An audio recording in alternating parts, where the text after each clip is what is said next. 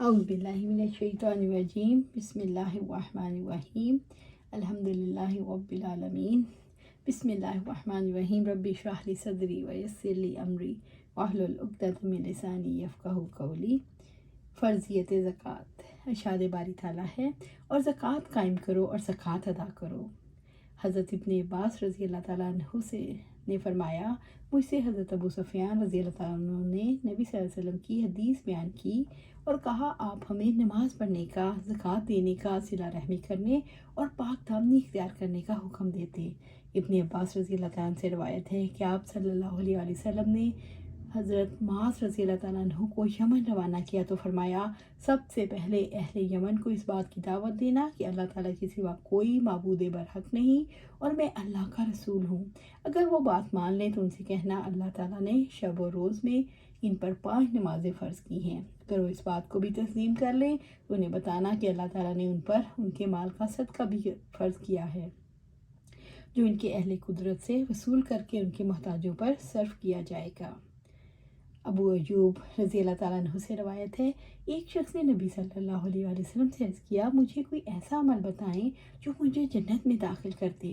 کسی نے کہا، اسے کیا ہو گیا ہے، اسے کیا ہو گیا ہے؟ تو آپ صلی اللہ علیہ وسلم نے فرمایا، صاحب حاجت ہے اور اسے کیا ہوا ہے؟ اللہ کی عبادت کر اور اس کے ساتھ کسی کو شریک نہ بنا، نماز پڑھ، زکوٰۃ دے اور صلہ رحمی کا رویہ اختیار کر۔ امام بخاری فرماتے ہیں کہ مجھے اندیشہ ہے کہ سند میں محمد بن عثمان کے متعلق شعبہ کو وہم ہو گیا، دراصل صحیح عمر بن عثمان ہے۔ ابو ہریرہ رضی اللہ تعالیٰ عنہ سے روایت ہے، ایک دیہاتی نبی صلی اللہ علیہ وسلم کے پاس آیا اور عرض کرنے لگا، مجھے آپ کوئی ایسا عمل بتائیں کہ اگر وہ میں کروں تو جنت میں داخل ہو جاؤں۔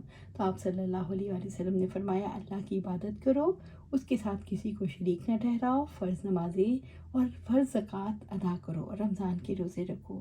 دیہاتی بولا، مجھے اس ذات کی قسم جس کے ہاتھ میں میری جان ہے، میں اس سے زیادہ نہیں کروں گا اور میں اس سے زیادہ نہیں کروں گا۔ جب وہ چلا گیا تو آپ صلی اللہ علیہ وسلم نے فرمایا، جو شخص کسی جنتی کو دیکھنا چاہتا ہو تو اس شخص کو دیکھ لیں۔ ابن عباس رضی اللہ تعالیٰ عنہ سے روایت ہے، انہوں نے فرمایا، قبیلہ عبد القیس کا وفد نبی صلی اللہ علیہ وسلم کی خدمت میں حاضر ہوا اور عرض کرنے لگا، اللہ کے رسول صلی اللہ علیہ وآلہ وسلم، ہمیں ربیہ قبیلے کی ایک شاخ ہیں، ہمارے اور آپ کے درمیان کفار مصر حائل ہیں اور ہم حرمت والے مہینے کے علاوہ آپ کے پاس نہیں آ سکتے، لہٰذا آپ ہمیں ایسی باتوں کا حکم دیں ہم انہیں مضبوطی سے پکڑیں اور ہم پیچھے والے لوگوں کو بھی ان کی دعوت دیں۔ تو آپ صلی اللہ علیہ وسلم نے فرمایا، میں تمہیں 4 باتوں کا حکم دیتا ہوں اور 4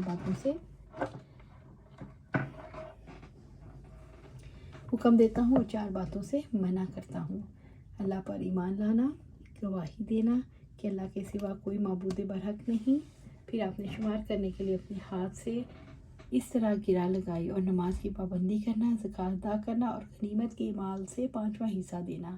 نیز میں تمہیں پینے کے لیے 4 برتنوں یعنی دبا، حنطم، نکیر اور مزفت سے منع کرتا ہوں۔ سلیمان اور ابو نعمان نے حماد سے روایت کی، اللہ پر ایمان لانا، یہ گواہی دینا اللہ کے سوا کوئی معبود برحق نہیں۔ 4 قسم کے برتنوں کو استعمال کرنے سے منع فرمایا، جن میں شراب رکھنے سے وہ اور زیادہ نشہ آور ہو جاتی تھی اور نبیذ بھی تھوڑے وقت میں شراب کی صورت اختیار کر جاتی تھی، اور کچھ برتنوں کو بطور جام اور صراحی استعمال کرتے، یہ وقتی ممانعت تھی۔ بعد میں ان برتنوں کو استعمال کرنے کی آپ نے اجازت دی۔ منع کردہ برتنوں کی تفصیل حسب ذیل ہے۔ دبا، خشک کدو کو بطور برتن استعمال کیا جاتا۔ حنطم، سبز رنگ کے مٹکے جس میں شراب ذخیرہ کی جاتی۔ نکیر، لکڑی کو درمیان سے کورید کر برتن بنایا جاتا۔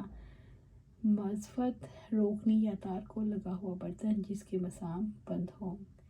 اللہ سبحانہ تعالیٰ سے دعا ہے کہ ہمیں قرآن و سنت پر عمل کرنے کی توفیق دے اور اس پر جمع دے، آمین یا رب العالمین۔